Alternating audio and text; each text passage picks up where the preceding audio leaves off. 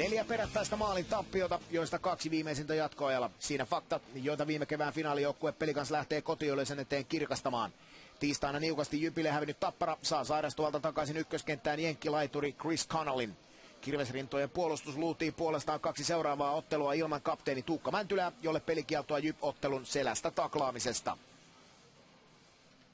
Pelicans avaa ottelun vahvasti ja kotiyleisö saa huutaa ajassa 3:12. Kokenut Jari Kauppila antaa kanuunan laulaa ja Pekka Tuokkolan torjuman irtokeikon iskee varmasti tyhjiin Angelo Esposito. Montrealissa syntyneelle hyökkääjälle kauden 3. maali ja tähän kakkossyötön Kauppila lisäksi kirjaa Danny Richmond. Tuokkolalta komea tiikerin loikka, mutta siitä ei valitettavasti ole pisteitä jaossa. Lahtelaisten johtoa ei kestä kuin 36 sekuntia, kun Kirves heilahtaa. Jesse Jyrkkiö syöttää ja Ville Nieminen vetää raudanlujan ranteen tarkasti pakin jaloista Joonas Kuuselan vartioimaan Pelicans maaliin ja sinne ylähyllylle. Stanley Cup voittajalle kauden 3. maali ja edellisen ottelun kiikari tehoilta Nieminen jälleen pisteiden syrjään kiinni. Ensimmäiselle erätauolle mennään Lahdessa tasalukemista.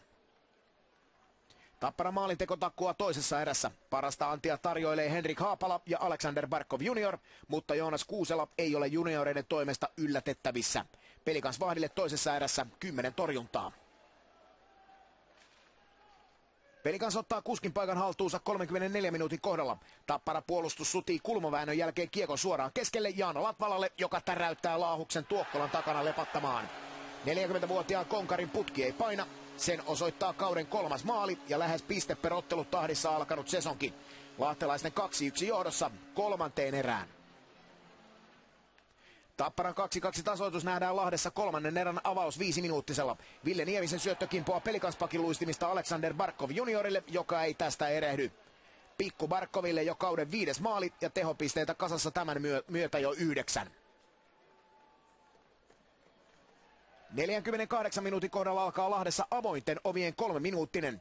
Ensin Ilkka Pikkarainen kurottaa Tappara-pelureiden edestä kiekon viivaan ja Markus Seikola rokottaa laukauksellaan lahtelaiset 3-2 johtoon.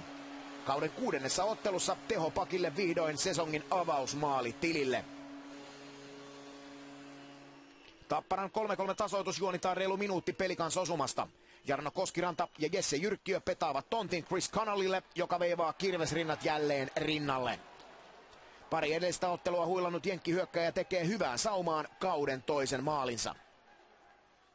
Tapparan hyvää oloa kestää 11 sekuntia. Antti Ylönen kirjaa syöttöpisteen, kun Janne Ritamäki yllättää helposti ranteella etukulmasta Pekka Tuokkolan.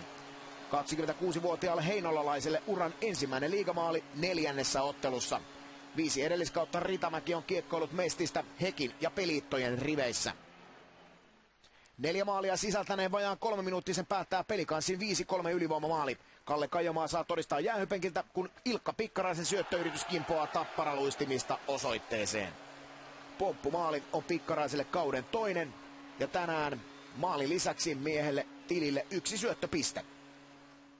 Pelicans nappaa tänään kauden 6. ottelusta vihdoin täyden 3 pisteen voiton.